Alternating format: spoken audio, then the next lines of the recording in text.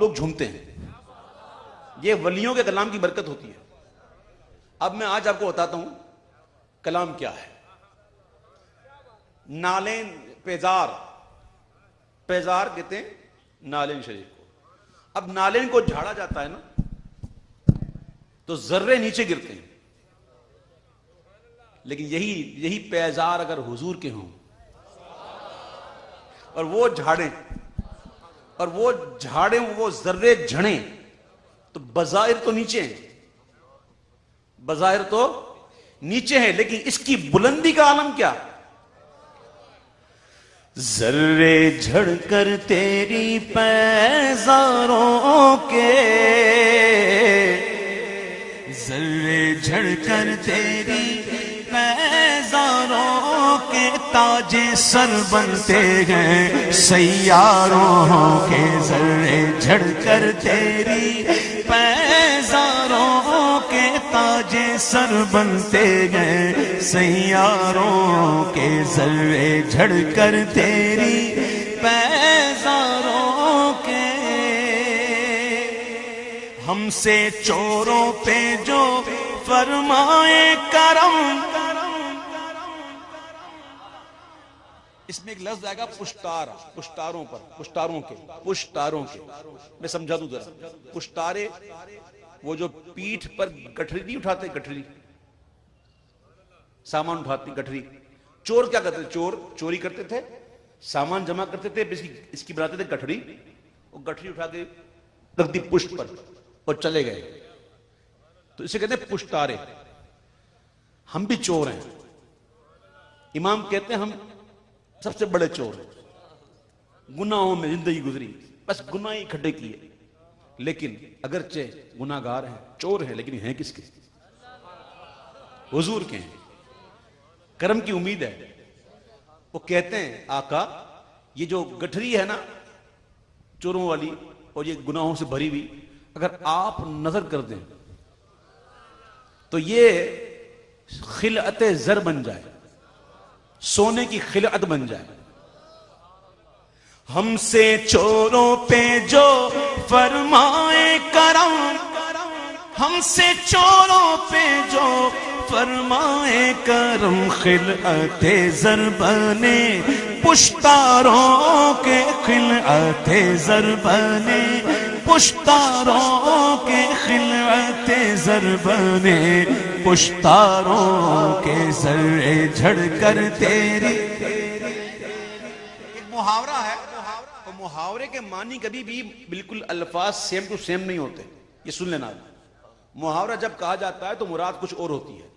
ایک بڑا ہی مشہور محاورہ ہے, بھاگتے چور کی لنگوٹ ہی صحیح. اس کا مطلب یہ نہیں ہوتا کہ جو چور چوری کر کے بھاگ رہا ہو نا تو کچھ نہ کرو اس کی لنگوٹ اٹھا لو, یہ مطلب نہیں ہوتا. مطلب اس کا یہ ہوتا ہے کہ کچھ نہ ہونے سے کچھ بہتر ہے. something is better than nothing. اس کا مطلب یہ ہوتا ہے محاورہ. اسی طرح ایک محاورہ ہے ماتھے گھس جانا. ماتھے گھس جانا, ماتھے ٹیک دینا. اس کے معنی ہوتا ہے کہ خود کو دل سے, بدلے نہ خواستہ نہیں, نہ چاہتے ہوئے نہیں, چاہتے ہوئے دل سے کسی کی غلامی کو اختیار کرنا, اپنے آپ کو کسی غلامی میں دے دینا. یہ ہے ماتھا گھسنا, یہ محاورہ ہے. اب یہ شعر سنو کہ میرے آقا کا وہ در ہے جس پر, میرے آقا کا وہ در ہے جس پر, میرے آقا کا وہ در ہے جس پر, میرے آقا کا وہ در ہے جس پر, ماتھے گھس جاتے گئے سرداروں کے, ماتھے گھس جاتے گئے سرداروں کے, ماتھے گھس جاتے گئے سرداروں کے. ذرے جھڑ کر تیری پیزاروں کے. ویسے تو میرے آقا کا ہر یار, ہر سرکار کا ہر صحابی کیا شان ہے. میں تہذی سے حصول نعمت کے لیے ایک بات کرتا چلوں. میرے آقا فرماتے سنو, ہمارے آقا فرماتے ہیں کہ میرا صحابی مٹھی بھر جو خیرات کرے، جو بڑا ارزاں سستی چیز ہے، میرا صحابی مٹھی بھر جو خیرات کرے اور غیر صحابی احد پہاڑ کے برابر سونا خیرات کرے، میرے صحابی کے ثواب کو نہیں پا سکتا۔ یہ میرے حضور کے صحابی، اور حضور فرماتے ہیں میرے اسٹار ہیں، یہ ستارے ہیں میرے۔ حضور کے اسٹار کون؟ صحابہ۔ اور ہمارے اسٹار کون ہیں آج کل؟ کبھی غور کیا ہم کس کو اسٹار بنا رہے ہیں؟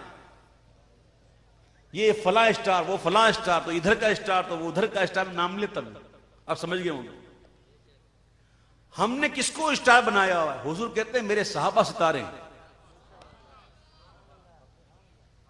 ویسے میرے محبوب کا ہر صحابی سبحان اللہ، ان تمام صحابہ میں جو چار ہیں نا، چار،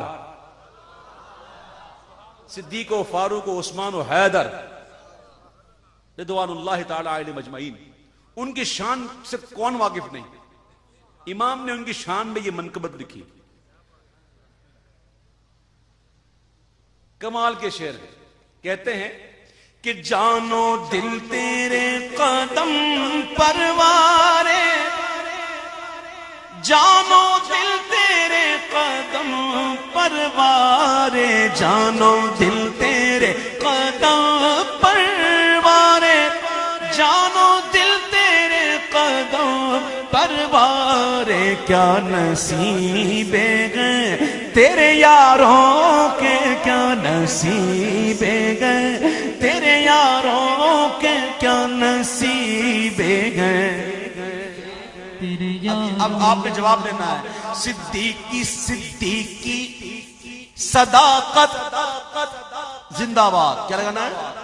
اتنے بھی تو آپ کوئی گاؤں سے نہیں آئے ہو نا کہ پتہ نہ ہو، لگاؤ محبت سے نعرہ، صدیقی صداقت زندہ باد، فاروق کی عدالت، عثمان کی سخاوت، حیدر کی شجاعت، صدق و عدل و کرم و ہمت میں، صدق و عدل و کرم و ہمت میں چار سو شہرے گئے، ان چاروں کے چار سو شہرے گئے، ان چاروں کے چار سو شہرے گئے۔ اور اب یہ شعر مولا علی کی شان میں، شاہ مرداں شیر یزداں قوت پروردگار، لا فتح الا علی، لا سیف الا ذوالفقار۔ مولا علی کی شان میں جب مولا علی میدان جنگ میں اترتے، جب مولا علی میدان جنگ میں اکھڑتے، وہ خیبر کا قلعہ دروازہ اکھاڑ کر اٹھا لیا، اتنا مضبوط جس کو کتنے لوگ مل کے نہ اٹھا سکتے، وہ حیدر کرار۔ جب میدان جنگ میں اترتے تو کیا ہوتا؟ بہرے تسلیم علی میدان میں، بہرے تسلیم علی میدان میں، سر جھکے رہتے گئے تلواروں کے، سر جھکے رہتے گئے تلواروں کے، سر جھکے رہتے گئے تلواروں کے، سر جھکے رہتے گئے تلواروں کے۔ اور مکہ سے پہلے ایک بات کہوں، ہمارے آقا، پیارے آقا، کریم آقا، اور کیسے کریم آقا کہ اس کریم آقا نے ہمیں کیسے کیسے آقا دیا۔ سمجھ میں آئی بات؟ وہ کیسے آقا ہیں کہ جو اپنے امتیوں کو آقا دیتے ہیں۔ بڑے بڑے آقا، ابھی چاروں کا ذکر تو میں نے کیا، اور کتنے آقا گنواؤں؟ امام حسن کی بات کروں، امام حسین کی بات کروں، غوث پیا کی بات کروں، خواجہ غریب نواز کی بات کروں، کہ داتا علی حجویری کی بات کروں، سلطان باہو کی بات کروں، نظام الدین اولیاء کی بات کروں، فرید الدین گنج شکر کی بات کروں، قطب الدین بختیار کاکی کی بات کروں، عبداللہ شاہ غازی کی بات کروں، لال شہباز قلندر کی بات کروں، کس کی بات کروں؟ کیسے کیسے آقا؟ میرے امام کی روح تڑپ اٹھی اور کہنے لگی کہ کیسے آقاؤں کا بندہ ہوں رضا، کیسے آقاؤں کا بندہ ہوں رضا، کیسے آقاؤں کا، ہاں کیسے آقاؤں کا بندہ ہوں رضا، بول بالے میری سرکاروں کے، بول بالے میری سرکاروں کے، بول بالے میری سرکاروں کے، ذرے جھڑ کر تیری پیزاروں کے تاج سر بنتے ہیں سیاروں کے۔ دو تین شعر میں نے چھوڑ دیے، وہ جان بوجھ کے چھوڑیں، کیونکہ اس کو سمجھانے میں تو میں نے کہا نا بڑا وقت لگتا ہے، اور میں آپ کو ایک بات اور کر دوں، آج کر دوں، تو میں ایک دو بار پہلے بھی کر چکا ہوں، آج پھر کرتا ہوں، میں حقیقت عرض کر رہا ہوں آپ سے کہ امام اہل سنت کا کلام سمجھنے کے لیے عشق ضروری ہے۔ عشق نہیں ہوگا تو آپ نہیں سمجھ پاؤ گے۔ اب ایک شعر مجھے مجبور ہو گیا ہوں پڑھوں، مجبور ہو گیا ہوں، ہے مشکل، لیکن سمجھو گے تو کہو گے سبحان اللہ، ہے مشکل لیکن سمجھو گے تو کیا کہو گے؟ اب سنو، آپ نے سنا ہے قرہ؟ ایک تو قرہ ہوتا ہے، وہ نہیں کاف، لکڑی والا کاف، قرہ سنا ہے؟ قرہ یقیناً سنا ہوگا، دھیان نہیں ہے۔ قرہ یار سنا ہے؟ سنا ہے نا قرہ یار؟ قرہ کے معنی ہوتا ہے دائرہ، گول، رنگ، قرہ۔ ہتھ کڑی بھی گول ہوتی ہے، اسی لیے اسے کہتے ہیں کرے ڈال دیے، کیا نا کرے ڈال دیے، سنا ہے کچھ؟ اب سمجھ میں آئی بات؟ جس کو ہتھ کڑی ڈالتے ہیں نا تو کرے بنا دیے۔ ہتھ کڑی کیسی ہوتی ہوتا ہے؟ دو حصوں میں ہوتی ہے، آدھا گول پھر آدھا گول، پھر یہ پنا کے لوک کر دیا، بند کر دیا۔ دو گول ہوتے ہیں، دو گول۔ آئے ہائے، امام نے محبوب کے ابرو کو دیکھے، ابرو کو دیکھو، ابرو بھی آدھے گول کمان کی طرح۔ جب دیکھے امام نے ابرو دیکھے تو دیکھ کر ذرا انداز دیکھیے گا، یہ لہجے کا شعر سمجھائیے گا، ذرا انداز دیکھیے گا۔ محبوب کے ابرو دیکھ رہے ہیں اور کہہ رہے ہیں کہ تیرے ابرو کے تصدق پیارے، تیرے ابرو کے تصدق پیارے، بند کرے گئے گرفتاروں کے، بند کرے گئے گرفتاروں کے، بند کرے گئے گرفتار۔ ہم تو قیدی ہیں، قیدی۔ آقا آپ کی ابرو کے قیدی بن چکے۔ تیرے ابرو کے تصدق پیارے، تیرے ابرو کے تصدق پیارے، بند کرے گئے گرفتاروں کے، بند کرے گئے گرفتاروں کے۔ دو رہ گئے، پڑھ دوں۔ عیسیٰ علیہ السلام، اللہ تعالیٰ نے اپن کو جو معجزات عطا فرمائے، آپ مادرزاد اندھوں کو بینا کر دیتے، کوڑیوں کو شفا دیتے، یہاں تک کہ مردوں کو زندہ کر دیتے۔ تو عیسیٰ علیہ السلام کا یہ معجزات۔ اور اس کے علاوہ جب عیسیٰ کہا جاتا ہے تو مراد ہوتا ہے طبیب۔ کیا کہتے ہیں اس کو؟ عیسیٰ طبیب کو کہتے ہیں۔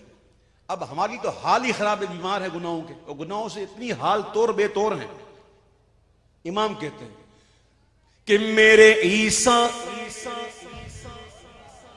حضور کی بارگاہ میں، میرے عیسیٰ تیرے صدقے جاؤں، میرے عیسیٰ تیرے صدقے جاؤں، میرے عیسیٰ تیرے صدقے جاؤں، میرے عیسیٰ تیرے صدقے جاؤں، طور بے طور گئے بیماروں کے، طور بے طور گئے بیماروں کے، طور بے طور گئے بیماروں کے۔ ایک اور شعر ہے، کیا پڑھ دوں تاکہ کلام کمپلیٹ ہو، پورا پڑھ دوں۔ اس میں بھی محاورہ ہے، اور محاورہ ہے چشم تبسم، چشم تبسم۔ اس کے لفظی معنی ہے یہ آنکھ مسکرا رہی ہے، یہ آنکھ کا مسکرانا لفظی معنی، لیکن یہ محاورہ ہے۔ محاورتاً کہتے ہیں خوش ہونے کو، یعنی کہ خوش ہو، شاد ہو جا، یہ محاورتاً کہتے ہیں۔ کہتے ہیں امام کہ اگرچہ گناہ گار ہیں، سیاہ کار ہیں، لیکن ہیں تو حضور کے ہیں۔ تو امام کہتے ہیں کہ مجرموں چشم تبسم رکھو، مجرموں چشم تبسم رکھو، پھول بن جاتے ہیں انگاروں کے، پھول بن جاتے گئے انگاروں کے، پھول بن جاتے گئے۔ ہاں فیض جلیل خلیل سے پوچھو، آگ میں باغ لگاتے یہ ہیں۔ آقا کی کرم نوازی ہو جائے گی تو یہ آگ جو ہے وہ گلستان بن جائے گی، گلشن بن جائے گی، گلزار بن جائے گی۔ مجرموں چشم تبسم رکھو، مجرموں چشم تبسم رکھو، پھول بن جاتے گئے انگاروں کے، پھول بن جاتے گئے انگاروں کے، ذرے جھڑ کر تیری